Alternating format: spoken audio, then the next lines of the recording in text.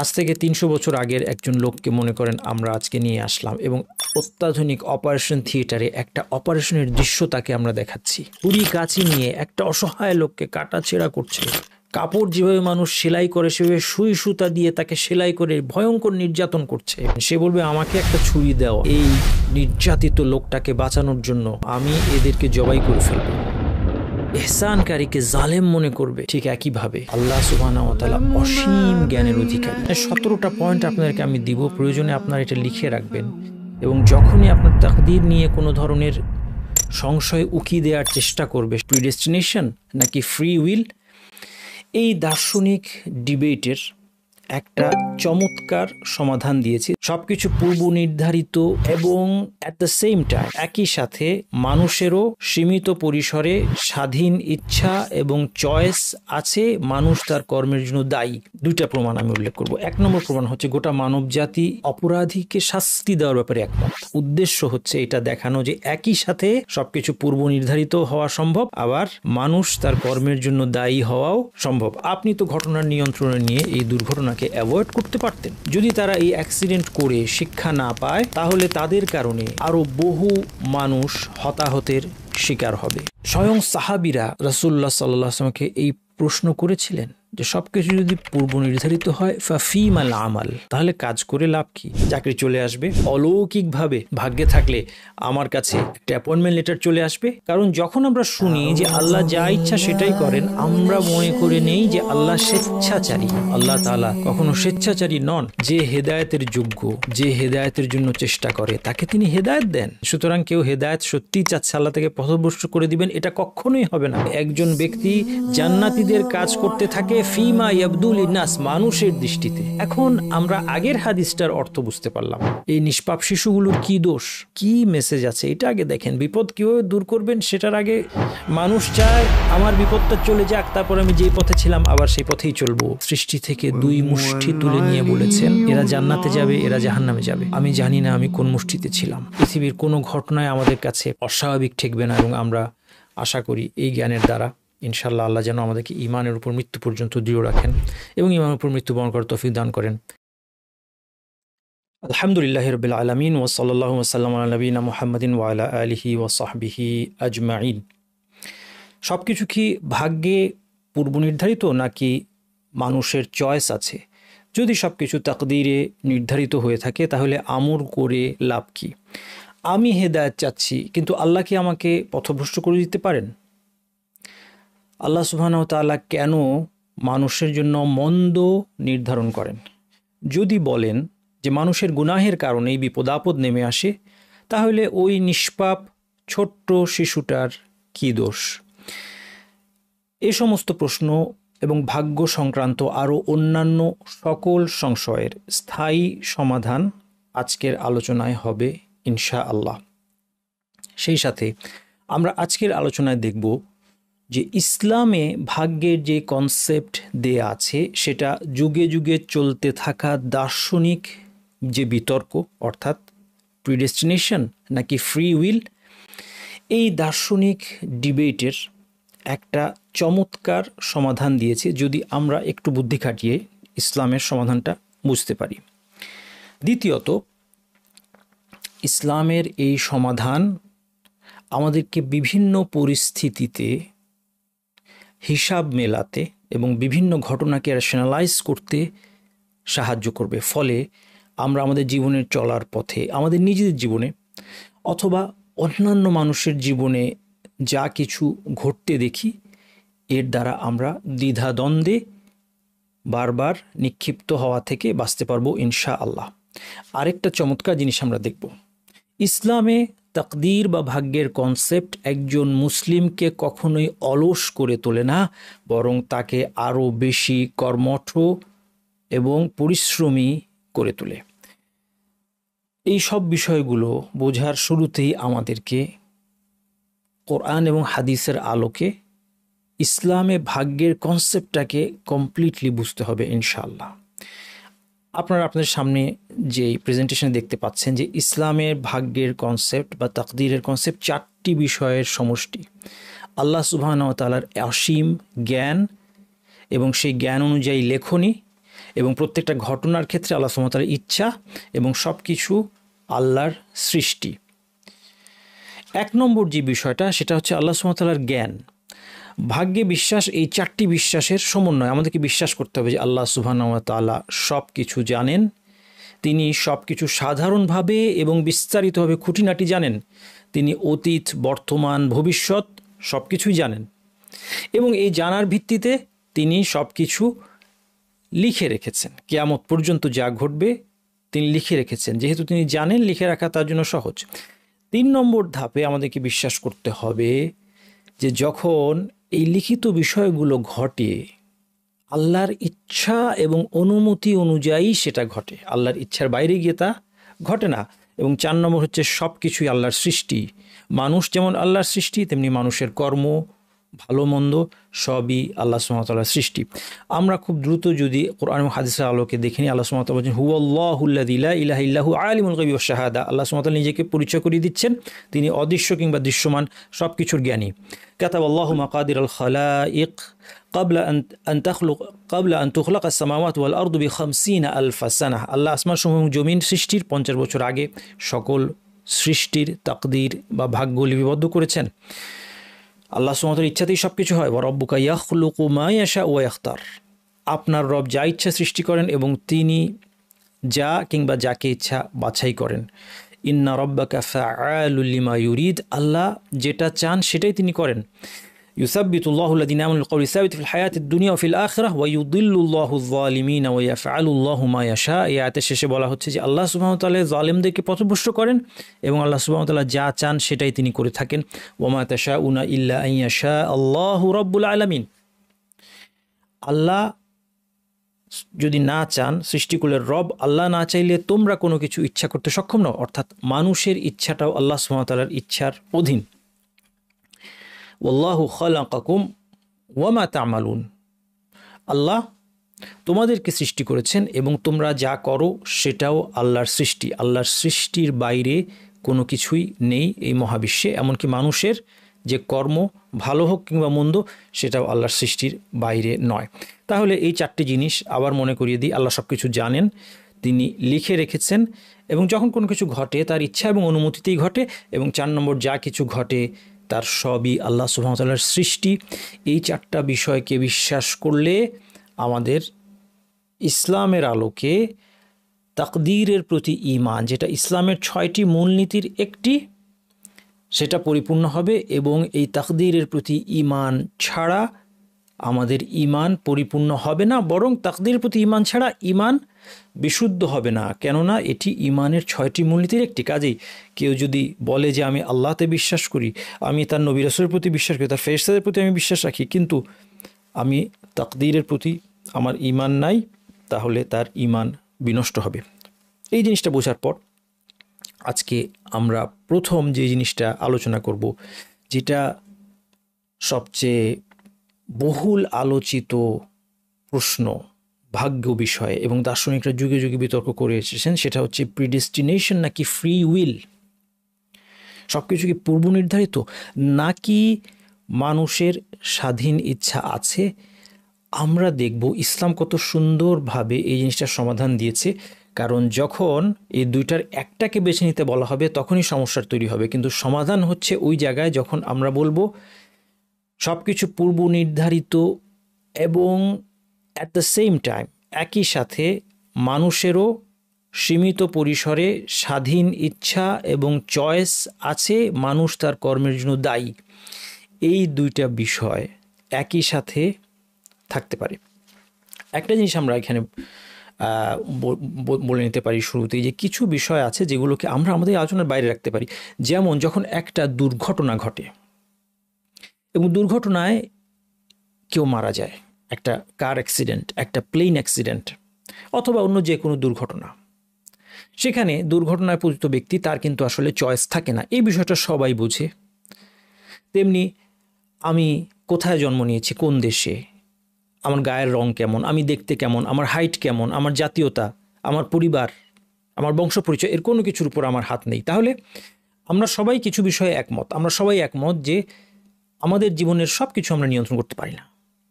এই জন্য আমাদের মূল আলোচনাটা কোন জায়গায়, মূল ডিবেটটা কোন জায়গায়, মূল সংশয়টা কোন জায়গায় আসে, যেখানে মানুষের কিছু চয়েস থাকে, মানুষের চয়েসের প্রশ্ন থাকে, মানুষের নিজের কাজগুলো, যেই জায়গায় গিয়ে একজন মানুষ হয় এই কাজটা নয়তো ওই কাজটা করতে পারে, সেখানে সব কিছু কি পূর্ব নির্ধারিত নাকি আমাদের চয়েস আছে? দেখুন, এই বিষয়টা আমরা আজকে খুব সুন্দর একটা প্র্যাকটিক্যাল এক্সাম্পল দিয়ে আপনাদের জন্য এক্সপ্লেন করবো। তার আগে একটা জিনিস বলি, আমরা যদি দুটি জিনিস আলাদা হয়ে চিন্তা করি, ভাগ্যকে আমরা আপাতত একটু সাইডে সরিয়ে রেখে একটা জিনিস আমরা চিন্তা করি যে আমরা যে কাজগুলো করি, যেই আমাদের যে নির্বাচনগুলো, যে ডিসিশনগুলো আমরা নেই, এই বিষয়ে আমরা যে দায়ী, আমরা নিজেরা আমাদের ডিসিশনের জন্য দায়ী এবং আমরা আমাদের ইচ্ছা মতো ডিসিশন নিতে পারি, এ ব্যাপারে কিন্তু মানবজাতি একমত। এটা ফোকাস করা জরুরি, কারণ এটা নিয়ে আসলে ডিবেট নাই। এই জন্য এর প্রমাণ হচ্ছে, দুইটা প্রমাণ আমি উল্লেখ করব। এক নম্বর প্রমাণ হচ্ছে গোটা মানবজাতি অপরাধীকে শাস্তি দেওয়ার ব্যাপারে একমত।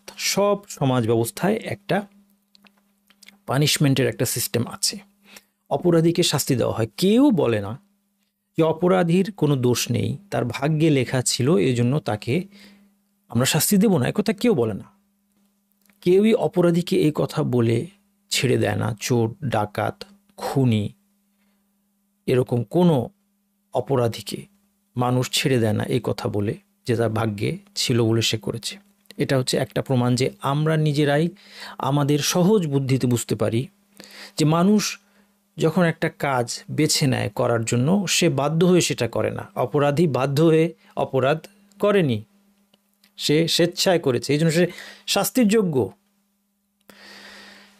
এরপর আরেকটা জিনিস আমরা লক্ষ্য করি যে পৃথিবীতে কোনো কল্যাণের ক্ষেত্রেই চেষ্টা না করে কেউই হাত পা গুটিয়ে বসে থাকে না। আমার যদি খিদা লাগে, আমি ঘরের মধ্যে বসে থেকে নিশ্চয়ই বলি না যে ভাগ্যে থাকলে খাদ্য আমার কাছে আসবে, বরং আমি উঠে গিয়ে খাবার টেবিলে যাই, আমি ফ্রিজ খুলে দেখি সেখানে কি খাবার আছে।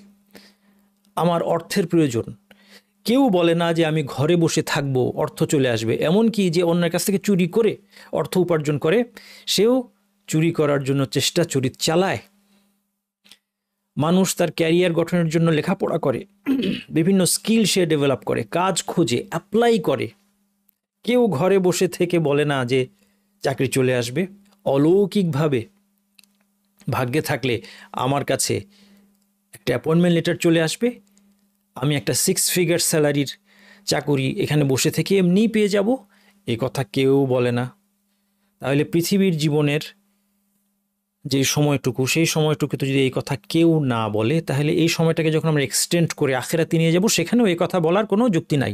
যদি আখেরাতের ক্ষেত্রে এই কথা কেউ বলে যে জান্নাত, ভাগ্যে থাকলে জান্নাতে যাব, ভাগ্যে থাকলে জাহান্নামে যাব, আমার কোনো আমল করার দরকার নাই, আমার কোনো কিছু করার দরকার নেই, তাহলে সে বুঝতে হবে যে তার এই কথাটা এক ধরনের স্ববিরোধ। সে নিজেই নিজেকে কন্ট্রাডিক্ট করছে। পৃথিবীর ক্ষেত্রে তার এক নীতি, পৃথিবীর পরের জীবনের ক্ষেত্রে তার ভিন্ন নীতি, এর দ্বৈত নীতি।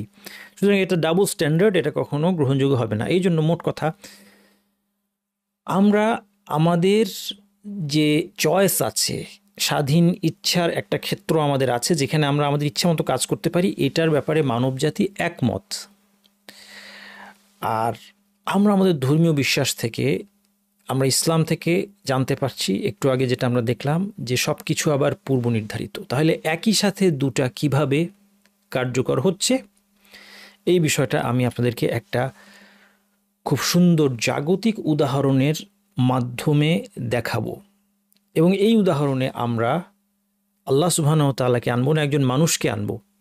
কারণ আল্লাহ সুবহানাহু ওয়া তাআলার জ্ঞান অসীম, আল্লাহ তাআলা অসীম। এই অসীমকে আমরা আমাদের সীমিত মস্তিষ্ক দিয়ে, আমাদের সীমিত জ্ঞান দিয়ে আয়ত্ত করা অসম্ভব। কিন্তু আমরা যদি একটা মানুষের ক্ষেত্রে, যার সব কিছু সীমিত, যার জ্ঞান, ক্ষমতা, ইচ্ছা, অনিচ্ছা সব কিছু সীমিত, একটা মানুষকে এই জায়গায় বসিয়ে আমরা যদি বিষয়টা বুঝতে পারি, তাহলে আমরা বুঝতে পারবো যে আল্লাহর ক্ষেত্রে এটা অবশ্যই আরও বেশি সম্ভব। এবং এই ধরনের উদাহরণ দিয়ে এই গাইবের বিষয়গুলো, অর্থাৎ তাকদীর বা ভাগ্য জাতীয় বিষয়গুলো বোঝা দর্শনীয় কিছু নয়। স্বয়ং আল্লাহ সুবহানাহু ওয়া তাআলা আল কোরআনে আমাদেরকে উপমা দিয়ে বুঝিয়েছেন যে কেন আল্লাহ সুবহানাহু ওয়া তাআলার সাথে কোনো শরিক নেই। তিনি আমাদেরকে উপমা দিয়ে বুঝিয়েছেন যে তোমাদের কেউ কি কখনো চাইবে যে তার দাস দাসী, তার সম্পদের মালিক হয়ে যাক, মালিকানার ক্ষেত্রে তার শরিক হয়ে যাক, তার সমপর্যায়ে চলে আসুক। যখন একজন মানুষ যার সম্পদ অত্যন্ত সীমিত, যার আত্মমর্যাদাবোধ আল্লাহ সুবহানাহু ওয়া তাআলার চেয়ে অনেক বেশি কম, সেই মানুষটাও কখনো চায় না যে তার মালিকানাধীন দাসী তার সমপর্যায়ে চলে আসুক। তাহলে কিভাবে তোমরা দাবি করতে পারো যে আল্লাহ সুবহানাহু ওয়া তাআলার কোনো শরিক এই মহাবিশ্বে আছে? এইভাবে আল্লাহ সুবহানাহু ওয়া তাআলা মানুষের মধ্যেই উপমা দিয়ে তার বড়ত্বকে, তার একত্ববাদকে বুঝিয়ে দিয়েছেন। এই জন্য এই তাকদীরের ব্যাপারটাও আমরা এই উদাহরণ দিয়ে বুঝতে কোনো অসুবিধা নেই। এই উদাহরণের উদ্দেশ্য হচ্ছে এটা দেখানো যে একই সাথে সব কিছু পূর্ব নির্ধারিত হওয়া সম্ভব, আবার মানুষ তার কর্মের জন্য দায়ী হওয়াও সম্ভব। আসুন আমরা এখানে দেখি। ধরা যাক এখানে দুইটা গাড়ি খুব হাই স্পিডে একটা রাস্তা ধরে চলছে এবং সিনারিওটা বোঝার স্বার্থে ধরে নেন যে এখানে হর্ন দিয়ে কেউ কারো উপস্থিতি জানান দেওয়ার কোনো উপায় এখানে নেই। ধরে নেন যে এই দুইটা গাড়ি খুব উন্নত মানের গাড়ি এবং সেখানে স্পিডটা সেট করে দেওয়া যায় যে এই গাড়িটা, যেমন সাধারণত গাড়িতে অ্যাক্সিলারেটর চেপে সবসময় স্পিডটাকে একটা লেভেলে রাখতে হয়, এখানে সেরকম নয়। কেউ যদি লিখে দেয় 80 কিলোমিটার, তাহলে 80 কিলোমিটার বেগেই সেটা চলবে। এই গাড়ি দুটো ছুটে চলেছে।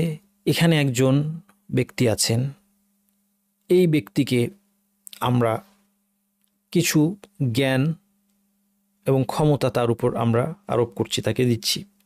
ধরে নেন সে জানে যে এই গাড়ি দুটোর স্পিড কত, সে দেখতে পাচ্ছে দুইটা গাড়িকে ছুটে আসছে, কিন্তু গাড়িগুলো একজন আরেকজনকে দেখছে না। এরপর এই লোকটাকে আমরা কিছু কন্ট্রোল দিচ্ছি, কীরকম যে সে চাইলে দুইটা গাড়িকেই রিমোটলি নিয়ন্ত্রণ করতে পারে, রিমোট কন্ট্রোলের মাধ্যমে। তার কাছে এই দুইটা গাড়িকে নিয়ন্ত্রণ করার জন্য দুইটা যন্ত্র আছে। সে যে কোনো সময় চাইলে যন্ত্রের একটা সুইচ টিপ দিয়ে কোনো একটা গাড়ির গতি নিজের নিয়ন্ত্রণে নিয়ে আসতে পারে। কাজেই গাড়ির গতি যদি 80 কিলোমিটার হয়, সে এর নিয়ন্ত্রণ নিয়ে এসে একে থামিয়ে দিতে পারে, অথবা 40 করে দিতে পারে, 20 করে দিতে পারে। মোট কথা, সে যখন দেখতে পাচ্ছে যে গাড়ি দুটো যেই গতিতে এগিয়ে আসছে, এই দুটার মধ্যে ক্ল্যাশ হওয়া, অ্যাক্সিডেন্ট হওয়া অবশ্যম্ভাবী, সে চাইলে যে কোনো একটা গাড়ি অথবা দুইটা গাড়ির নিয়ন্ত্রণ নিজের হাতে নিয়ে গতি কমিয়ে অথবা বাড়িয়ে এই অ্যাক্সিডেন্টটাকে অ্যাভয়েড করার ক্ষমতা তার আছে, ধরে নেন।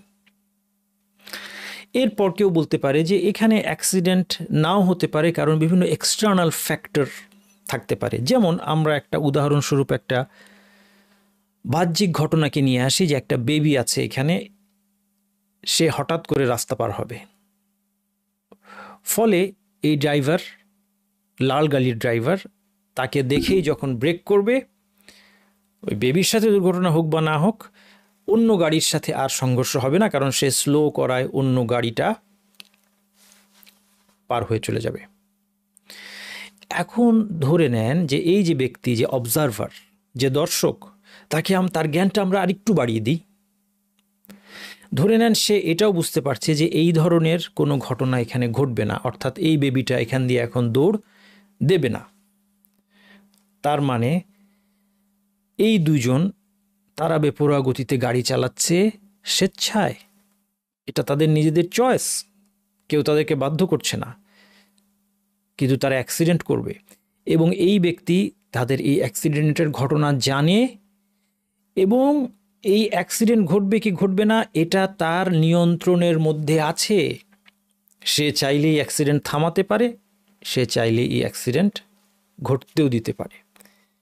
এখন সে যদি এই অ্যাক্সিডেন্ট ঘটতে দেয় এবং সে যদি এই গাড়িগুলোর নিয়ন্ত্রণ এই যন্ত্রের মাধ্যমে না নেয়, তাহলে অন্তত এ কথা কেউ বলবে না যে ড্রাইভারদের কোনো দোষ নেই।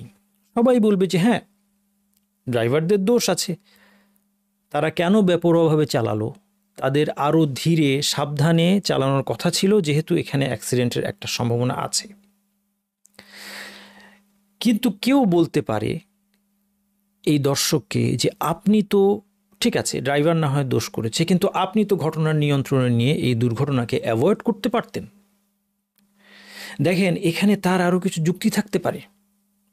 ধরে নেন যে সে এই ড্রাইভারদেরকে অনেক দিন ধরে চেনে এবং তাদেরকে সে অনেকবার সাবধান করেছে যে তোমরা এভাবে বেপরোয়া গতিতে গাড়ি চালাবে না, কিন্তু তারা তার কথা শোনেনি।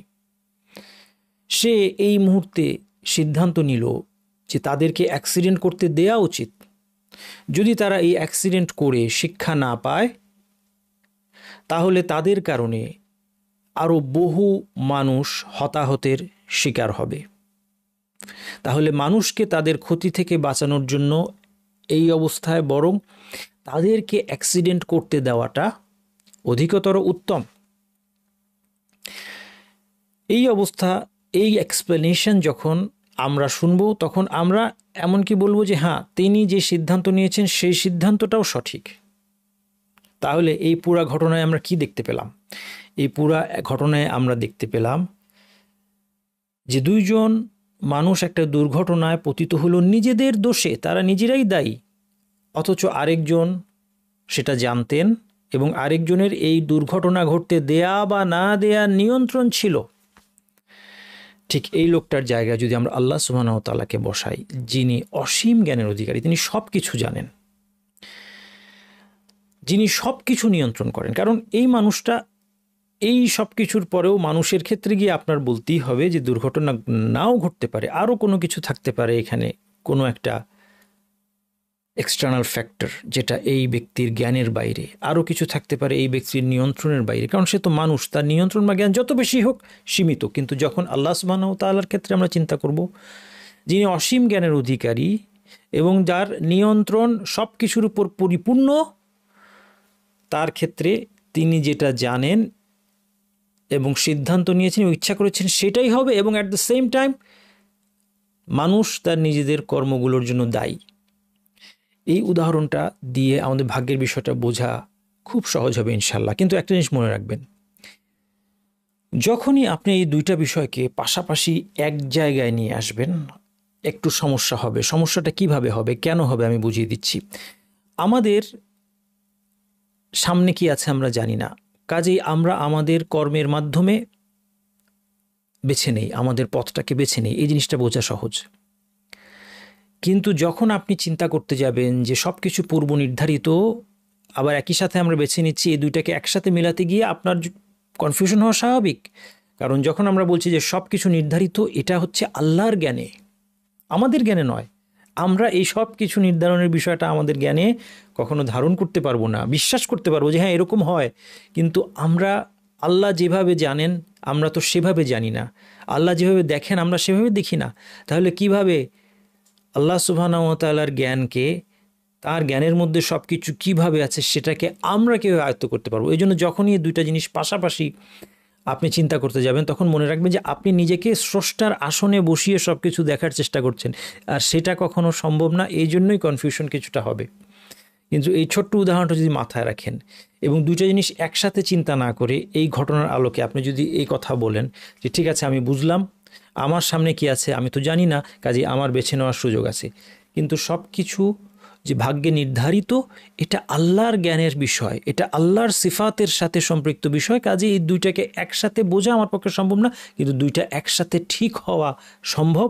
যে ভাগ্যও আছে আবার মানুষেরও চয়েস আছে, তার প্রমাণ হচ্ছে আমাদের এই নমুনা, এই এক্সাম্পল। এইভাবে যদি আমরা বোঝার চেষ্টা করি তাহলে আমরা জিনিসটা বুঝবো। এই জন্য স্বয়ং সাহাবিরা রাসূলুল্লাহ সাল্লাল্লাহু আলাইহি ওয়াসাল্লামকে এই প্রশ্ন করেছিলেন যে সব কিছু যদি পূর্ব নির্ধারিত হয়, ফাফিমাল আমাল, তাহলে কাজ করে লাভ কি?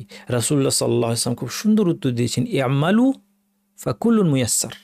দুইটা কথা তিনি বলেছেন, ইআমালু, তোমরা চেষ্টা করো, কাজ করো, পরিশ্রম করো, কারণ মানুষ তার পরিশ্রমের দ্বারাই তার গন্তব্যের দিকে এগিয়ে যাবে। এটা হচ্ছে আমাদের কর্মের জন্য আমরা দায়ী, এর প্রমাণ ফাকুল্লুন মুয়াসসার। দ্বিতীয় যে অংশটা তিনি বলেছেন সেটা হচ্ছে ভাগ্যের সাথে সম্পৃক্ত, অর্থাৎ প্রত্যেক ব্যক্তি সে যেই পরিণতির যোগ্য সেই পরিণতির দিকে তার পথকে সহজ করে দেয়া হবে। তাহলে এই দুইটা কথা বলে রাসূলুল্লাহ সাল্লাল্লাহু আলাইহি ওয়াসাল্লাম বললেন যে একই সাথে সব কিছু পূর্ব নির্ধারিত, আবার মানুষের কর্মের একটা ভূমিকা আছে, মানুষ তার কর্মের জন্য দায়ী।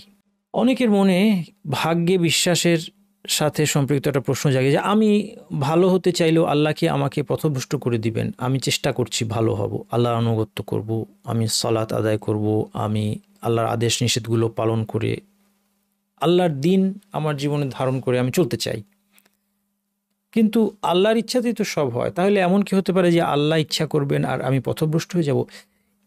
এইটা একটা ভুল ধারণা আমাদের মনের মধ্যে উকি দেয়, আমাদের জ্ঞানের অভাবে অথবা শয়তানের প্ররোচনায়। কেন? কারণ যখন আমরা শুনি যে আল্লাহ যা ইচ্ছা সেটাই করেন, আমরা মনে করে নেই যে আল্লাহ স্বেচ্ছাচারী। দেখেন, স্বেচ্ছাচারী কথাটা কিন্তু একটা নেগেটিভ কথা। মানুষ স্বেচ্ছাচারী হয়, আল্লাহ সুবহানাহু ওয়া তাআলা যা ইচ্ছা সেটা করেন, কিন্তু তাকে স্বেচ্ছাচারী বলা যাবে না। কারণ স্বেচ্ছাচারী ওই ব্যক্তি যার ইচ্ছার পিছনে উপযুক্ত কারণ থাকে না, সবসময় উপযুক্ত বিবেচনা থাকে না, অথবা জ্ঞানের অভাব থাকে। মানুষ তার বিবেচনার দুর্বলতার কারণে স্বেচ্ছাচারী আচরণ করে। তার কোনো কিছু করতে ইচ্ছা করছে যেটা নিজের জন্য অথবা অন্যের জন্য ক্ষতিকর, তাও সে সেটা করে। এটা তার জ্ঞানের অভাবে হয়, তার মানবীয় দুর্বলতার কারণে হয়। কিন্তু আল্লাহ সুবহানাহু ওয়া তাআলা যখন কোনো কিছু ইচ্ছা করেন, উপযুক্ত কারণেই তিনি সেটা ইচ্ছা করে থাকেন। সেই জন্য আল্লাহ তাআলা কখনো স্বেচ্ছাচারী নন। যে হেদায়েতের যোগ্য, যে হেদায়েতের জন্য চেষ্টা করে, তাকে তিনি হেদায়েত দেন। এই সুধারণা আল্লাহ সম্পর্কে আমাদের রাখতে হবে। আর কেন নয়, স্বয়ং আল্লাহ এটা আমাদেরকে জানিয়েছেন। সুতরাং কেউ হেদায়েত সত্যিই চাচ্ছে আল্লাহ থেকে পথভ্রষ্ট করে দিবেন, এটা কখনোই হবে না। ওয়াল্লাযীনা জাহাদু ফীনা লানাহদিয়ান্নাহুম সুবুলানা, যারা আমার সন্তুষ্টির পথে সর্বাত্মক প্রচেষ্টা চালায় তাদেরকে আমি অবশ্যই আমার পথগুলোতে পরিচালিত করব। এটা কার প্রতিশ্রুতি? স্বয়ং আল্লাহ সুবহানাহু ওয়া তাআলার প্রতিশ্রুতি। কাজেই আল্লাহ সম্পর্কে এই কুধারণা কখনোই মনে আসতে দিবেন না যে আমি চেষ্টা করব কিন্তু আল্লাহ আমাকে জোর করে পথভ্রষ্ট করে দিচ্ছেন। নাউযুবিল্লাহ। এটা শয়তান আপনাকে আল্লাহ সম্পর্কে খারাপ ধারণা জন্ম দেওয়ার চেষ্টা করছে। ওয়াল্লাযীনা ইহতাদাউ যাদাহুম হুদা ওয়া আতাহুম তাকওয়াহুম। অন্য আয়াতে আল্লাহ তাআলা বলছেন, যারা সঠিক পথ অবলম্বন করে, অর্থাৎ সত্যকে জানার পর কিছুটা সত্য যখন একজন মানুষ জানলো, সেই অনুযায়ী সে আমল করে, এটাই হচ্ছে ইহতাদার অর্থ। আল্লাহ তাদের হেদায়েত আরও বাড়িয়ে দেন এবং তাদেরকে তাদের তাকওয়া প্রদান করেন। অন্যদিকে কখন আল্লাহ কাউকে পথভ্রষ্ট করেন? যখন সে পথভ্রষ্টতাকে বেছে নিতে চায়। ফালাম্মা যাগু আযাগাল্লাহু কুলুবাহুম। একদল লোক সম্পর্কে আল্লাহ বলেছেন, যখন তারা বক্রতা অবলম্বন করলো, আল্লাহ তাদের অন্তরগুলোকে বক্র করে দিলেন। কিন্তু আমাদের কনফিউশন তৈরি হয় যখন আমরা কোনো কোনো হাদিসে এই কথাটা দেখতে পাই, এবং এই হাদিস সহিহ। রাসূলুল্লাহ সাল্লাল্লাহু আলাইহি ওয়াসাল্লাম বলেছেন, তোমাদের কেউ জান্নাতবাসীদের আমল করতে থাকে, শেষ পর্যন্ত যখন তার এবং জান্নাতের মধ্যে মাত্র এক হাত ব্যবধান থাকে, এই অবস্থায় তার লিখন তার চেয়ে অগ্রগামী হয়ে তার উপর কার্যকর হয়। ফলে সে জাহান্নামীদের কাজকর্ম করতে শুরু করে দেয় এবং এর ফলশ্রুতিতে জাহান্নামে প্রবেশ করে। এই হাদিসটা পড়ে আমরা এই হাদিসটার অর্থ ভুল বুঝার কারণে আমরা কনফিউশনে পড়ে যাই। আমরা মনে করি যে এই হাদিসের অর্থ হচ্ছে একজন ব্যক্তি সে ভালো কাজ করতে করতে জান্নাতে প্রায় চলে যাবে, এই অবস্থায় আল্লাহ সুবহানাহু ওয়া তাআলা তাকে জোরপূর্বক বুঝি পথভ্রষ্ট করে দিলেন। নাউযুবিল্লাহ, নাউযুবিল্লাহি মিন যালিক। একটু আগে আমরা কি দেখলাম? আল কোরআনের আয়াতে আমরা দেখলাম যারা আল্লাহর রাস্তায় চেষ্টা করে, চলতে চায়, আল্লাহ তাদের হেদায়েতকে বাড়িয়ে দেন। তাহলে এই হাদিসের অর্থ কি? দেখেন, শুরুতে একটা মূলনীতি বলে নেওয়া ভালো। কোরআন এবং হাদিসকে বুঝতে হয় পরস্পরের আলোকে। প্রথমত, যে কোনো একটা হাদিসের অনেকগুলো ইসনাদ থাকতে পারে, সবগুলো ইসনাদে বিভিন্ন ওয়ার্ডিং থাকতে পারে। সেই ওয়ার্ডিংগুলোর মধ্যে আমাদের কম্পারেটিভ স্টাডি করতে হবে যদি হাদিসটাকে আমরা সঠিকভাবে বুঝতে চাই। দ্বিতীয়ত, কোরআন এবং হাদিসের, কোরআনের আয়াত এবং হাদিসগুলোকে একে অপরের দ্বারা ব্যাখ্যা করতে হবে, পরস্পরের আলোকে এগুলোকে বুঝতে হবে। অন্যান্য আয়াত এবং হাদিস বাদ দিয়ে যদি আমরা একটা হাদিসকে আইসোলেট করি অথবা একটা আয়াতকে আলাদাভাবে আমরা বোঝার চেষ্টা করি, তাহলে আমরা কিন্তু ভুল করব। এই জন্য আবারও মনে করিয়ে দিই, দেখেন আল্লাহ সুবহানাহু ওয়া তাআলা কী বলছেন হেদায়েতের ক্ষেত্রে। কি বলছেন? একজন বান্দা যদি আমার দিকে 1 বিঘত আগায়, আমি তার দিকে 1 হাত এগিয়ে যাই। সে যদি আমার দিকে 1 হাত আগায়, আমি তার দিকে 2 হাত ছড়িয়ে দিলে যত লম্বা হবে ততটুকু আমি এগিয়ে যাই। সে যদি আমার দিকে হেঁটে আসে, আমি তার দিকে ছুটে যাই। তাহলে কোরআনের আয়াত এবং হাদিস বারবার এই কথাটা বলছে যে আল্লাহর দিকে আমরা একটু অগ্রসর হলে আল্লাহ আমাদের দিকে অনেক বেশি করে অগ্রসর হন, আমাদের হেদায়েতকে আল্লাহ সহজ করে দেন। তাহলে এই হাদিসের অর্থ কি সেটা আমরা বোঝার জন্য আরেকটা হাদিস দেখি, চলুন। এই হাদিসে আন সাহল ইবনে সাঈদ আস-সাঈদী রাদিয়াল্লাহু আনহু আন্না রাসূলুল্লাহ সাল্লাল্লাহু আলাইহি ওয়াসাল্লাম ইলতাকা হুয়া ওয়াল মুশরিকুনা ফাকতাতালু। একবার রাসূল সাল্লাল্লাহু আলাইহি ওয়াসাল্লাম মুশরিকদের মধ্যে, মুসলিম ও মুশরিকদের মধ্যে লড়াই হলো। ফালাম্মা মালা রাসূলুল্লাহ সাল্লাল্লাহু আলাইহি ওয়াসাল্লাম ইলা আসকারিহি ওয়া মালা আল-আখারুনা ইলা আসকারিহিম وفي أصحاب رسول الله صلى الله عليه وسلم رجل لا يدع لهم شاذة ولا فاذة إلا اتبعها يضربها بسيفه। যখন উভয় দল নিজ নিজ শিবিরে ফিরে গেল, অর্থাৎ যুদ্ধবিরতি, এই অবস্থায় সাহাবীরা আলোচনা করছেন একজন ব্যক্তি সম্পর্কে যিনি সাহাবীদের সাথে ছিলেন। সেই ব্যক্তি অত্যন্ত বীরত্বের সাথে সেদিন লড়াই করেছে। শত্রুবাহিনী থেকে কেউ বের হয়ে আসা মাত্র সে তার পিছু নিয়ে তরবারি দিয়ে আঘাত হানছিল। ফাকালা, একজন সাহাবী বললেন, মা আজজা মিন্নাল ইয়াউমা আহাদুন কামা আজজা ফুলান। এই লোক আজকে যেভাবে আমাদের উপকার করেছে আর কেউ তা করেনি। ফাকালা রাসূলুল্লাহ সাল্লাল্লাহু আলাইহি ওয়াসাল্লাম, এটা শুনে রাসূল সাল্লাল্লাহু আলাইহি ওয়াসাল্লাম বলল, আমা ইন্নাহু মিন আহলিন নার। এই লোকটা জাহান্নামী। এই কথাটা সাহাবীদের কাছে খুব কষ্টকর মনে হলো, কঠিন মনে হলো যে একটা লোকে বীরত্বের সাথে লড়াই করছে নিজের জীবন বাজি রেখে, তাহলে কিভাবে সে জাহান্নামী হবে? ফাকালা রাজুলুন মিনাল কওমি আনা সাহিবুহু। একজন সাহাবী বললেন, ঠিক আছে, আমি তার পিছু পিছু যাব, দেখি সে কি করে। ক্বালা ফাখারাজা মাআহু কুল্লামা ওয়াকাফা মাআহু ওয়া ইযা আসরা মাআহু। তার সাথে সাথে চলতে থাকলো। সে ধীরে চললে, সে দাঁড়িয়ে গেলে তিনিও দাঁড়িয়ে যান, সে দ্রুত ছুটলে তিনিও পিছনে পিছনে দ্রুত ছুটেন। ফাজুরিহার রাজুলু জুরহান শাদীদান। এখন এই সাহাবী দেখলেন যে এই লোকটা ভীষণভাবে আহত হলো। আহত হওয়ার পর সে কি করলো? ফাস্তাআজাল আল মাউত فوضع نصل سيفه بالأرض وذبابه بين ثدييه ثم تحامل على سيفه فقتل نفسه।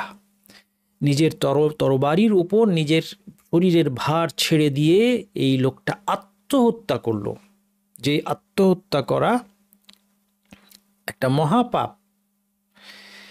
আহত হওয়ার পর তার কর্তব্য ছিল আল্লাহ সন্তুষ্টির জন্য ধৈর্য ধারণ করা, কিন্তু সে ধৈর্য ধারণ না করে আত্মহত্যা করলো। ফাকালা রাসূলুল্লাহ সাল্লাল্লাহু আলাইহি ওয়াসাল্লাম, ইন্না যালিকা ইন্নার রাজুলা লা ইয়া'মালু আমাল আহলিল জান্নাতি ফীমা ইয়াবদু লিন-নাস। এইবার এই ঘটনা যখন সে বর্ণনা করছে, ফিরে এসে সে বলল, হ্যাঁ, এই ঘটনা তো সঠিক। এই লোকটা তো জাহান্নামে যাবে, কারণ সে শেষ পর্যন্ত আত্মহত্যা করার মাধ্যমে সে প্রমাণ করেছে যে এতক্ষণ যে যুদ্ধ সে করেছে সেটা আল্লাহ সন্তুষ্টির জন্য করে নাই। এই জন্য রাসূলুল্লাহ সাল্লাল্লাহু আলাইহি ওয়াসাল্লাম এটাকে ব্যাখ্যা করে বললেন যে অনেক সময় একজন ব্যক্তি জান্নাতীদের কাজ করতে থাকে ফিমা ইয়াবদু লিন-নাস, মানুষের দৃষ্টিতে। এখন আমরা আগের হাদিসটার অর্থ বুঝতে পারলাম। যেই হাদিসে বলা হয়েছে যে জান্নাতের সাথে তার মাত্র সামান্য একটু দূরত্ব থাকে, সে জান্নাতীদের কাজ করতে থাকে, জান্নাতের সাথে তার সামান্য দূরত্ব থাকে। মানে কি? মানে হচ্ছে মানুষের দৃষ্টিতে, মানুষকে দেখানোর জন্য, মানুষকে দেখিয়ে আপাত দৃষ্টিতে সে ভালো কাজ করছে, কিন্তু তার অন্তরের মধ্যে বক্রতা আছে, রোগ আছে, অবিশ্বাস অথবা কুফর অথবা অন্য কোনো রোগ তার অন্তরের মধ্যে আছে। আর জান্নাতের সাথে তার অল্প দূরত্বের অর্থ হচ্ছে তার মৃত্যুর সময় ঘনিয়ে আসে। এই সময় তার লেখনী তার উপর বিজয় হয়। কথার মানে এই না যে আল্লাহ তাকে বাধ্য করে দিয়েছেন, বরং এটা আগেই লিখিত ছিল, কেননা আল্লাহ আগে থেকেই তার প্রকৃত উদ্দেশ্য জানতেন। এই জন্য এইটাকেই বলা হয়েছে যে লেখনী তার উপর বিজয়ী হয়। বিষয়টা এমন না যে তাকে জোর করে কোনো কিছু করানো হয়েছে। ওয়াহুয়া মিন আহলিন নার। তাহলে রাসূল কি বললেন? যে একজন ব্যক্তি মানুষের দৃষ্টিতে জান্নাতীদের আমল করতে থাকে, কিন্তু আসলে সে জাহান্নামী, মানুষ জানে না। ওয়া ইন্নার রাজুলা লা ইয়া'মালু আমালা আহলিন নারি ফীমা ইয়াবদু লিন-নাস ওয়া হুয়া মিন আহলিল জান্নাহ। তেমনি একজন ব্যক্তি মানুষের দৃষ্টিতে খারাপ কাজ, জাহান্নামীদের কাজ করতে থাকে, আসলে সে জান্নাতি, অর্থাৎ তার কাছে সত্য স্পষ্ট হয়নি, তার কাছে হয়তো দাওয়াত পৌঁছায়নি। এই জন্য সে ইসলামের দাওয়াত না পাওয়ার কারণে সে অজ্ঞতাবশত অনেক খারাপ কাজ করেছে। মানুষ দেখে তাকে বলছে যে সে এত খারাপ মানুষ, কিন্তু যেই না সে হেদায়েতের আলো পায়, সে আমূল পরিবর্তন হয়ে যায়, এবং নিজেকে সংশোধন করে নেয়, তাহলে আসলে সে জান্নাতি ছিল, কিন্তু মানুষ এতদিন মনে করেছে সে জাহান্নামী।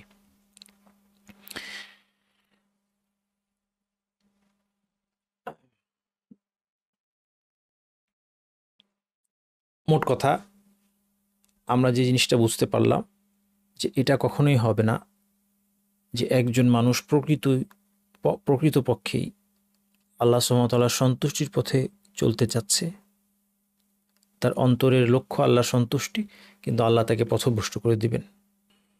তাকদীরের সাথে সংশ্লিষ্ট আমাদের আরেকটা কনফিউশন হচ্ছে, আমরা বিভিন্ন মানুষের জীবনে বিপদ আপদ অথবা বিভিন্ন জাতির জীবনে বিপদ আপদ দেখে আমাদের মনে প্রশ্ন জাগে যে কেন এই বিপদ, কেন এই দুর্যোগ দুর্দশা, কেন এই জুলুম নির্যাতন।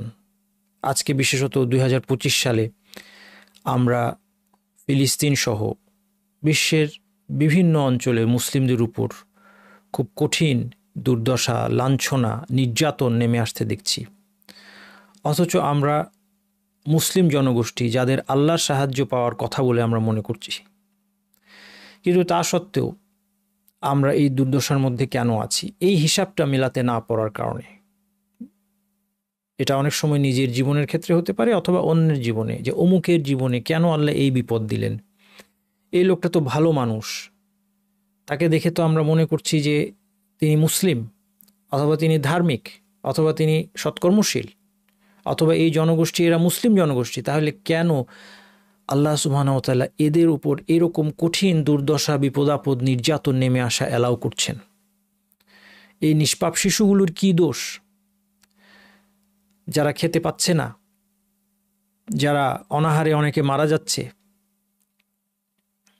অসুস্থ, কষ্ট পাচ্ছে, তাদের তো কোনো গুনাহও নেই, পাপও নেই। এই বিষয়গুলোর উত্তর না জানা থাকার কারণে, জ্ঞানের অভাবে এবং শয়তানের কুপ্ররোচনায় তখন মুসলিমরা বিভিন্ন ধরনের সীমালঙ্ঘনের দিকে চলে যায়। এই বিপদ আপদের মুখে তারা শরীয়তের গাইডলাইন্স বাদ দিয়ে তারা নিজেদের বুদ্ধি খাটিয়ে বিভিন্ন করণীয় নির্ধারণ করে নেয় যে এই অবস্থায় তাহলে আমাকে এটা করতে হবে, সেটা করতে হবে, না হলে সমাধান হবে না। এমনকি মুখে না বললেও মনের গহীনে একটা অবস্থায় মুসলিম এরকম ভাবতে শুরু করে, আল্লাহ আমাদেরকে হেফাজত করুন, যে আল্লাহ সুবহানাহু ওয়া তাআলা বুঝি এগুলো নিয়ন্ত্রণ করছেন না, আল্লাহ সুবহানাহু ওয়া তাআলা বুঝি দেখছেন না, আল্লাহ সুবহানাহু ওয়া তাআলা বুঝি জানেন না তাদের দুর্দশার কথা, তিনি কেন এই দুর্দশা দূর করেন না, তাহলে আমাকেই কিছু একটা করতে হবে। নাউযুবিল্লাহ। আমরা আজকে তাকদীর সম্পর্কে এমন একটা ধারণা নিব যার কারণে আমরা এই বিষয়ে সঠিক পথের উপর থাকতে পারবো ইনশাআল্লাহ। তাহলে আমাদের সামনে প্রশ্ন হচ্ছে, বিভিন্ন ব্যক্তি অথবা জাতির জীবনে এই বিপদ আপদগুলো যখন নেমে আসে, দুর্দশা, লাঞ্ছনা, নির্যাতন, এটাকে আমরা কিভাবে দেখব? এর প্রতি আমাদের মনোভাব কেমন হবে? আর আল্লাহ সুবহানাহু ওয়া তাআলার প্রতি বা আমাদের মনোভাব কেমন হবে? দেখুন, আমি আপনাদের সামনে প্রথমে একটা আয়াত নিয়ে আসি যেখানে আল্লাহ সুবহানাহু ওয়া তাআলা বলছেন, লা ইউসআলু আম্মা ইয়াফআলু ওয়া হুম ইউসআলুন। তিনি যা করেন সে ব্যাপারে তাকে কোনো প্রশ্ন করা হবে না, বরং তাদেরকেই প্রশ্ন করা হবে। কেন এটা ঘটলো, এই প্রশ্ন করার অধিকার আসলে আমাদের নাই। আল্লাহকে আমরা প্রশ্ন করার অধিকার রাখি না, বরং আল্লাহ আমাদেরকে প্রশ্ন করবেন। আমি আপনাদের সামনে খুব সুন্দর দুইটা এক্সাম্পল দিয়ে, দুইটা দৃষ্টিপট আপনাদের সামনে আমি নিয়ে আসব, যার উদাহরণ দিয়ে আমি এই বিষয়টাকে ব্যাখ্যা করব যে কেন আল্লাহকে প্রশ্ন করা আমাদের জন্য সমীচীন নয়। প্রথম দৃশ্যপটে আপনারা একটা প্লেনের ককপিট দেখতে পাচ্ছেন। নিজেকে কল্পনা করুন, আপনি পাইলটের পাশে বসে আছেন, আপনি প্লেন চালানো বিদ্যার সম্পর্কে কোনো ধারণাই নাই। পাইলট তার জ্ঞান বুদ্ধি এবং তার যে বিদ্যা, সে অনুযায়ী তিনি প্লেনটাকে এখন ফ্লাই করবেন। আপনি কি তাকে প্রশ্ন করতে পারবেন যে এই যে এত অসংখ্য সুইচ, আপনি কেন এই সুইচটা টিপলেন, কেন এই জিনিসটা আপনি নামালেন, কেন ওই বাটনটা চাপ দিলেন, কেন আপনি এখন রেডিওতে এই কথাগুলো বলছেন, কেন এটা করছেন, কেন ওইটা করছেন? ভেবে দেখেন, আপনার কখনো এ সমস্ত প্রশ্ন করার কোনো সাহসই হবে না। এবং আপনি ভালো করেই জানেন যে এই প্রশ্ন যদি আপনি করেন সে আপনাকে কিছুতেই আপনার পাশে রাখবে না। একমাত্র আপনি যদি নীরব দর্শক হয়ে তার কাজকর্ম দেখতে প্রস্তুত থাকেন তাহলেই আপনাকে সে রাখবে। আর আপনিও মুগ্ধ হয়ে তার এই কাজগুলো দেখার জন্য প্রস্তুত। আপনি কখনো তাকে সন্দেহ করছেন না, কখনো আপনি তাকে প্রশ্ন তুলছেন না। কেন? কেন? কারণ আপনি জানেন যে আমার জানা নেই, পাইলট জানে। দ্বিতীয় দৃশ্যপট, আজ থেকে ৩০০ বছর আগের একজন লোককে মনে করেন আমরা আজকে নিয়ে আসলাম এবং অত্যাধুনিক অপারেশন থিয়েটারে একটা অপারেশনের দৃশ্য তাকে আমরা দেখাচ্ছি। সে দেখছে যে ৩-৪টা লোক খুব ভয়ঙ্কর মুখোশ পরে ছুরি কাঁচি নিয়ে একটা অসহায় লোককে কাটাছেঁড়া করছে। কাপড় যেভাবে মানুষ সেলাই করে সেভাবে সুই সুতা দিয়ে তাকে সেলাই করে ভয়ঙ্কর নির্যাতন করছে। ভেবে দেখেন, এই লোকটাকে যদি জিজ্ঞেস করেন যে আপনাকে এখন ছেড়ে দিলে আপনি কি করবেন, সে বলবে আমাকে একটা ছুরি দাও, আমি এদেরকে জবাই করে ফেলবো। আমি এই নির্যাতিত লোকটাকে বাঁচানোর জন্য একাই এদের সবাইকে হত্যা করার, তাদের সাথে লড়াই করার ঝুঁকি নিয়ে আমি যাব, আমাকে যেতে দাও। সেসব ডাক্তারগুলোকে মেরে ফেলবে। অথচ সে জানে না যে এই ডাক্তাররা এই অপারেশনের টেবিলে শুয়ে থাকা এই অসহায় লোকটার কত বড় উপকার তারা করছে, যার জন্য এই লোকটাই ডাক্তারদের প্রতি আজীবন কৃতজ্ঞ থাকবে। না জানার কারণে সে কিন্তু ইহসানকারীকে জালেম মনে করবে। ঠিক একইভাবে আল্লাহ সুবহানাহু ওয়া তাআলা অসীম জ্ঞানের অধিকারী। তিনি তার সৃষ্টি জগতে কি করছেন, কেন করছেন, কার জীবনে কোন কষ্ট কেন দিচ্ছেন, এটা প্রশ্ন করার অধিকার আমাদের নাই, এটা বোঝার মতো জ্ঞান আমাদের নাই, এবং এটা বোঝাটা সবসময় আমাদের জন্য কল্যাণকর নাও হতে পারে। এটা জানা আমার জন্য সম্ভব না। আল্লাহ সুবহানাহু ওয়া তাআলা সবার জীবনের সব কিছু আমাদেরকে জানাবেন না। কিন্তু যেভাবে আমরা এই ডাক্তারের উপর আস্থা রাখি, যেভাবে আমরা পাইলটকে প্রশ্ন করি না যে কেন আপনি এটা করছেন সেটা করছেন, ঠিক তেমনিভাবে অসীম জ্ঞানের অধিকারী মহাজ্ঞানী সর্বজ্ঞ আল্লাহকে আমরা প্রতিটা বিষয় নিয়ে প্রশ্ন করতে পারবো না। আপনি এখানে এটা কেন করলেন, ফিলিস্তিনে কেন এই দুর্দশা দিলেন, মুসলিমদের জীবনে, আজকে মুসলিম নামধারীদের জীবনে কেন এই দুঃখ, কষ্ট, লাঞ্ছনা, নির্যাতন নেমে এসেছে। কিন্তু আমাদেরকে বিশ্বাস করতে হবে যে অবশ্যই এর পেছনে উপযুক্ত কারণ আছে। এই জন্য আমি আজকে আপনাদেরকে একটা চেকলিস্ট দিব। এটা হচ্ছে তাকদীরের প্রতি ঈমানের চেকলিস্ট। এটা অত্যন্ত গুরুত্বপূর্ণ। এখানে 17টা পয়েন্ট আপনাদেরকে আমি দিব। প্রয়োজনে আপনারা এটা লিখে রাখবেন, এবং যখনই আপনার তাকদীর নিয়ে কোনো ধরনের সংশয় উকি দেওয়ার চেষ্টা করবে, শয়তান আপনাকে কুপ্রোচনা দেওয়ার চেষ্টা করবে, তখন আল্লাহর কাছে সাহায্য চাওয়ার পাশাপাশি এই চেকলিস্টটা যদি আপনি পড়েন, এটাকে যদি আপনি মনে রাখেন, চর্চার মধ্যে রাখেন, তাহলে ইনশাআল্লাহ শয়তান আপনাকে কনফিউজ করতে পারবে না। আসুন দেখি, 1 নম্বর, আল্লাহ কারোর প্রতি জুলুম করেন না। এটা অত্যন্ত গুরুত্বপূর্ণ একটা জ্ঞান। ওয়ালা ইয়াযলিমু রাব্বুকা আহাদা, আল কোরআনে আল্লাহ বলে দিয়েছেন আল্লাহ কারোর প্রতি জুলুম করেন না। ইয়া ইবাদি ইন্নী হাররামতু যুলমা আলা নাফসি, আল্লাহ তাআলা হাদিসে কুদসিতে মুস্পষ্ট ভাষায় বলছেন, হে আমার বান্দারা, আমি নিজের উপর জুলুমকে হারাম করেছি। আপনি যখন জানবেন আল্লাহ কারোর প্রতি জুলুম করেন না, এবং 2 নম্বর, আল্লাহ অনর্থক কিছু করেন না, সুনির্দিষ্ট কারণে করেন। আল্লাহ খেলাধুলা করেন না।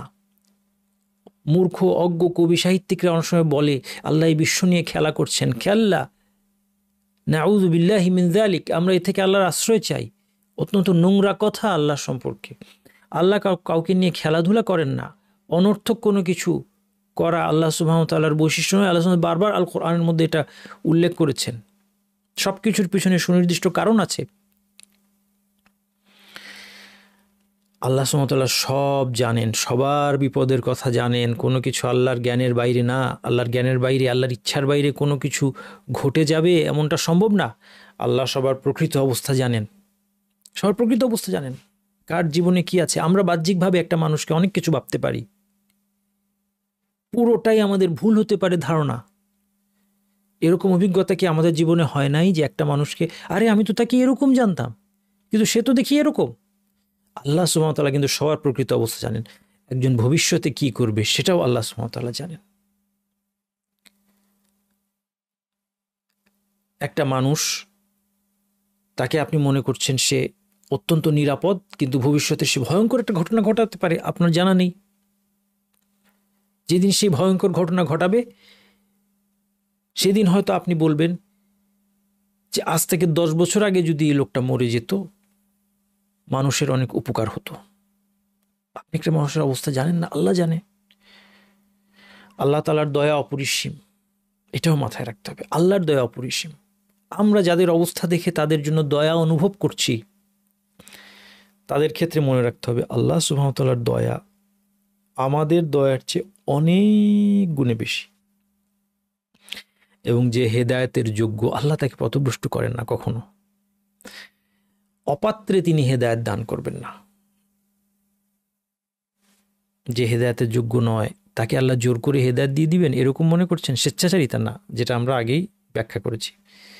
আল্লাহ তাআলা পরিপূর্ণ ন্যায় বিচার করবেন, যেটা আমরা একটু আগে দেখলাম যে আল্লাহ তাআলা জুলুম করেন না। কিন্তু মানুষের মধ্যে অনেকে থাকতে পারে জুলুম করে না কিন্তু ন্যায় বিচারও করতে পারে না, তার ক্ষমতা নাই। না, আল্লাহ সুবহানাহু ওয়া তাআলা জুলুম করেন না অর্থ হচ্ছে আল্লাহর ইনসাফ পরিপূর্ণ।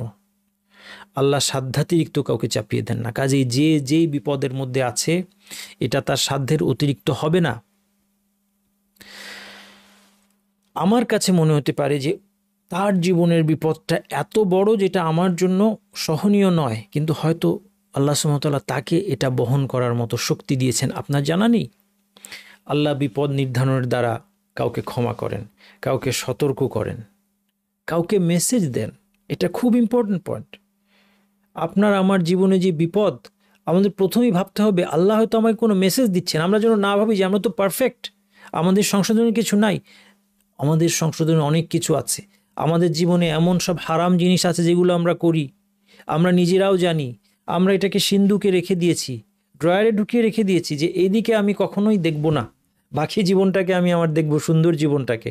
আর ভাবতে থাকবো, নিজেকে বুঝ দিব যে আমি তো সত্যের উপর আছি, আমি তো ভালো মানুষ। কিন্তু আমি নিজেও জানি যে এই খারাপ কাজগুলো আমি করছি এবং এগুলোকে আমি লুকিয়ে রেখেছি, এগুলোর দিকে আমি নিজেও তাকাচ্ছি না। আমাদেরকে এগুলোর দিকে তাকাতে হবে। আল্লাহ সুবহানাহু ওয়া তাআলা হয়তো আমাকে মেসেজ দিচ্ছেন। এই জন্য বিপদগ্রস্ত অবস্থায় যেই আছেন, আমার প্রথম উপদেশ হচ্ছে এর মধ্যে আপনার জন্য কি মেসেজ আছে এটা আগে দেখেন। বিপদ কীভাবে দূর করবেন সেটার আগে আপনাকে চিন্তা করতে হবে যে আল্লাহ বিপদে ফেলে আমাকে কি মেসেজ দিচ্ছেন, আমার কোন জায়গায় পরিবর্তন দরকার। এই চিন্তাটাই মানুষ করতে চায় না। মানুষ চায় আমার বিপদটা চলে যাক, তারপর আমি যেই পথে ছিলাম আবার সেই পথেই চলবো। না, আল্লাহ সুবহানাহু ওয়া তাআলার সাথে হিসাবটা এমন না। আল্লাহ বিপদ নির্ধারণের দ্বারা কারো মর্যাদা বাড়িয়ে দিতে পারেন, যেমন নবী রাসূলদের ক্ষেত্রে তারা তাদের সমস্ত গুনাহ ক্ষমা করার সত্ত্বেও আল্লাহ সুবহানাহু ওয়া তাআলা তাদেরকে বিপদ আপদে ফেলে তাদের মাধ্যমে মানুষের জন্য এক্সাম্পল সেট করেন এবং তাদের মর্যাদা আল্লাহ বাড়িয়ে দেন। অনেক ভালো মানুষের মর্যাদা আল্লাহ বাড়িয়ে দেন বিপদ আপদের দ্বারা। আল্লাহ বিপদ নির্ধারণের দ্বারা কাউকে শাস্তিও দিতে পারেন। এই সব কিছু বিপদের বিভিন্ন কারণ আমরা যখন মাথায় রাখবো এবং শাস্তির বিষয়টা সম্পর্কে বলতে আল্লাহ সুবহানাহু ওয়া তাআলা কোরআনে স্পষ্ট আছে, ওমা আসাবাকুম মুসিবাতিন ফাবিমা কাসাবাত আইদিকুম, যত বিপদই তোমাদের আসে সব কিছু তোমাদের হাতের কামাই। কাউকে অনর্থক কষ্ট দিয়ে আল্লাহর কোনো লাভ নেই। আল্লাহ সুবহানাহু ওয়া তাআলা বলছেন, মা ইয়াফআলুল্লাহু বিআযাবিকুম ইন শাকারতুম ওয়া আমানতুম, তোমরা যদি শুকর করো এবং ঈমান আনো, তোমাদেরকে শাস্তি দিয়ে আল্লাহ কি করবেন? তোমাদেরকে শাস্তি দিয়ে আল্লাহ কোনো লাভ নেই। আল্লাহ এমন কোনো সত্তা নন যে মানুষের কষ্ট হইলে আর শাস্তি পেলে আল্লাহ সুবহানাহু ওয়া তাআলা কোনো আরাম পাবেন না। এ ধরনের কোনো বিষয় আল্লাহর ক্ষেত্রে নাই। শয়তানিগুলো কুধারণা আমাদের মনের মধ্যে ঢুকায়। এবং সর্বশেষ একটা মনে রাখতে হবে যে ভবিষ্যতের কোনো পরিবর্তন ঘটানোর জন্য আল্লাহ এমন কিছু করতে পারেন যার তাৎপর্য বর্তমানে বোঝার উপায় নেই। এর একটা উদাহরণ আপনাদেরকে দিব। সূরা আল কাহাফে একটা ঘটনা আছে। মূসা আলাইহিস সালাম আল্লাহর আরেকজন নবী খাদির আলাইহিস সালামের সাথে কিছু সময় ব্যয় করেছিলেন এবং সেখানে খাদির আলাইহিস সালাম এমন কিছু কাজ করেছিলেন যেটা মূসা আলাইহিস সালামের বোঝার বাইরে ছিল, অথচ মূসা আলাইহিস সালাম একজন নবী। এই এক পর্যায়ে একটা ঘটনা আমি বলবো। খাদির আলাইহিস সালাম একটা নিষ্পাপ ফুটফুটে শিশুকে হত্যা করে ফেললেন। মূসা আলাইহিস সালাম শিউরে উঠলেন এই ঘটনা দেখে। এই ঘটনার ব্যাখ্যা দিতে গিয়ে তিনি বলেছেন, ওয়া আম্মাল গুলামু, পরবর্তীতে যখন খাদির আলাইহিস সালাম, কারণ তিনি ওয়াহির মাধ্যমে আল্লাহর কাছ থেকে নির্দেশনা পেয়ে এই হত্যাকাণ্ড ঘটিয়েছেন, একজন নবীর পক্ষেই এটা বৈধ, সাধারণ মানুষের জন্য কখনো এই ধরনের কোনো কাজ বৈধ নয়, কিন্তু একজন নবী আল্লাহর কাছ থেকে ওয়াহি পেয়ে এটা করতে পারেন। তিনি হত্যাকাণ্ডের কারণ ব্যাখ্যা করছেন যে কেন এই নিষ্পাপ শিশুকে হত্যা করে ফেলা হলো, তার কি দোষ। এই যে প্রশ্নটা আমরা করি, এর উত্তর এই জায়গায় আছে। তিনি বলছেন, এবং এটা একটা উত্তর, কিন্তু এক একটা ক্ষেত্রে এক এক উত্তর প্রযোজ্য হবে, আমাদের সবটা জানা নেই, কিন্তু একটা নমুনা আল্লাহ কোরআন দিয়ে দিয়েছেন। তিনি মুসা আলাইহিস সালামকে ব্যাখ্যা করছেন, ওয়া আম্মাল গুলামু ফাকানা আবুয়াহু মুমিনাইন ফাখাশিনা আইয়ুরহিকাহু তুগয়ানা ওয়া কুফরা।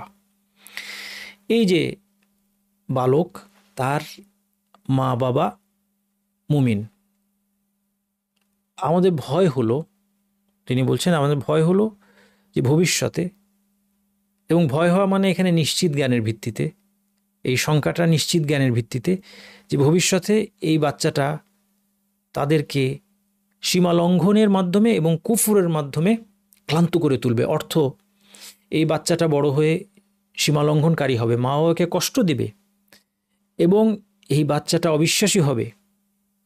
এটা এখন কারো জানা নেই, কিন্তু বাচ্চাটা যখন বড় হবে সে অবিশ্বাসী হবে, আল্লাহ জানেন। ফলে সে তার মা বাবাকে অবিশ্বাসের দিকে টেনে নিয়ে আসবে। কিভাবে? কারণ মা বাবা তাকে এত ভালোবাসবে যে সন্তানের অনুসরণ করে তারা ঈমান পরিত্যাগ করে কুফরিতে চলে আসবে। আরাদনা আন ইউবদিলাহুমা রাব্বুহুমা খায়রাম মিনহু যাকাতান ওয়া আকরাবা রুহমা। এই জন্য আমি চাইলাম যে তার পরিবর্তে আল্লাহ যেন তাকে আরেকটা সন্তান দেন, যে আরও উত্তম চরিত্রের হবে এবং মা বাবার প্রতি আরও বেশি দয়ালু হবে।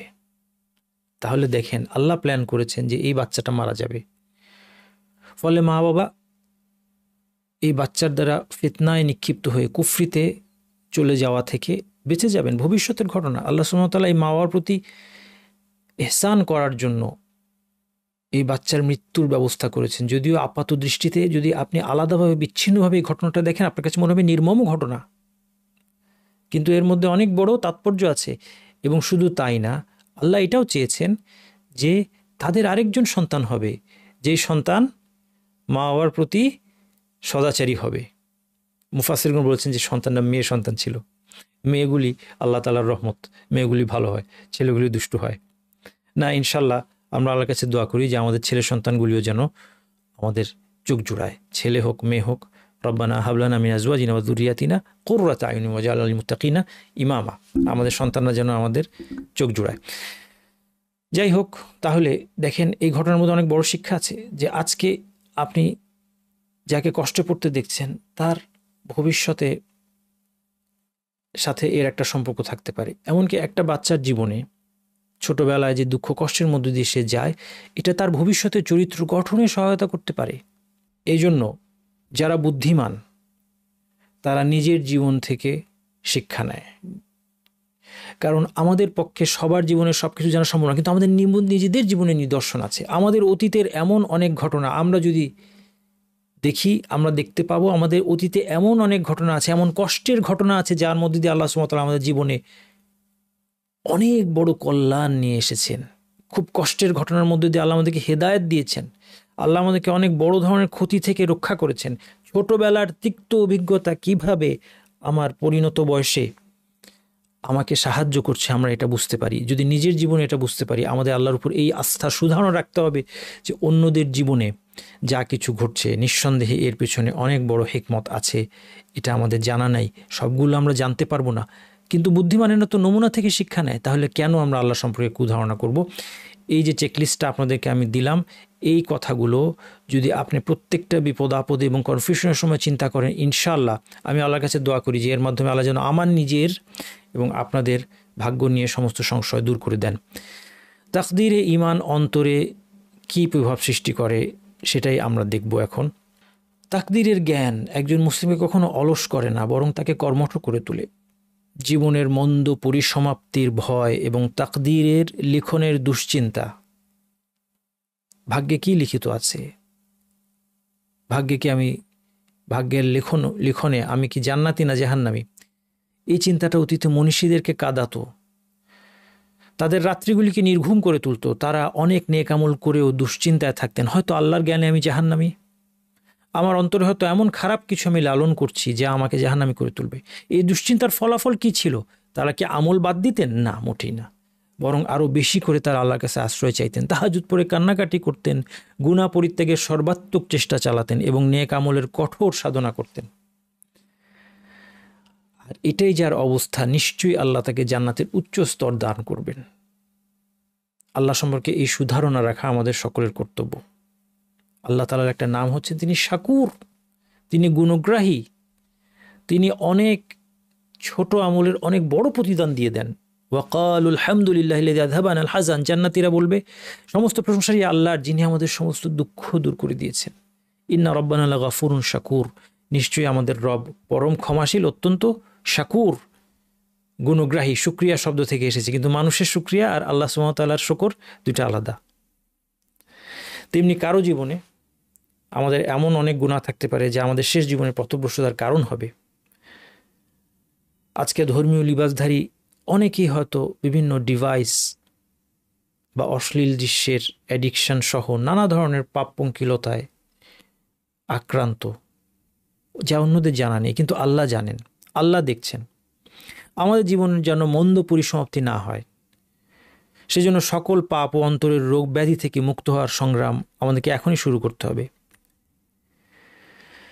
একজন সাহাবী মৃত্যুর সময় কাঁদতে শুরু করলেন। তাকে প্রশ্ন করা হলে তিনি বললেন, আমি রাসূলুল্লাহ সাল্লাল্লাহু আলাইহি সাল্লামকে বলতে শুনেছি, নিশ্চয়ই আল্লাহ সৃষ্টি থেকে 2 মুষ্টি তুলে নিয়ে বলেছেন, এরা জান্নাতে যাবে, এরা জাহান্নামে যাবে। আমি জানি না আমি কোন মুষ্টিতে ছিলাম। মনীষীদের কেউ এই ভয়ে কাঁদতেন যে তিনি হয়তো লৌহে মাহফুজে হতভাগ্য হিসেবে লিখিত, এই ভয়ে কাঁদতেন যে মৃত্যুর আগে অন্তর থেকে ঈমান উঠিয়ে নেওয়া হবে। এর সব কিছুর ফলাফল কি? এই ফলাফল আল্লাহ সম্পর্কে কুধারণা নয়।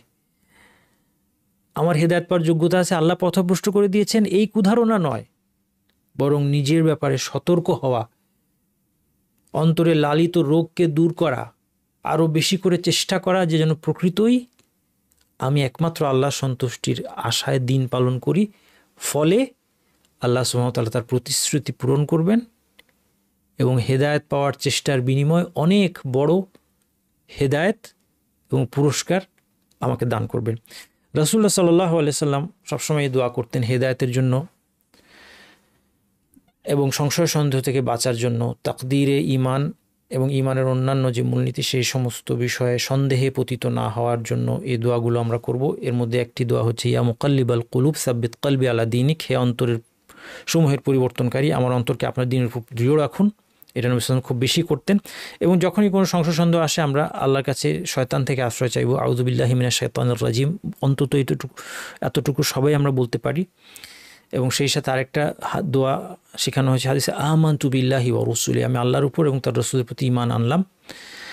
এবং সেই সন্দেহের চিন্তাগুলোকে আমরা দূর করে দিব। এবং আজকে যে পজিটিভ আলোচনাগুলো আমরা করলাম, যে চেকলিস্টটা দিলাম, এগুলো আমরা রিভাইজ করার চেষ্টা করব এরকম পরিস্থিতি। তাহলে দেখবেন ইনশাআল্লাহ আমরা আল্লাহ সম্পর্কে সুধারণা রাখি যে সকল পরিস্থিতিতে আল্লাহ আমাদেরকে বুঝ দান করবেন এবং সব কিছু একটা পাজল মিলানোর মতো করে আমাদের জীবনে মিলিয়ে দিবেন।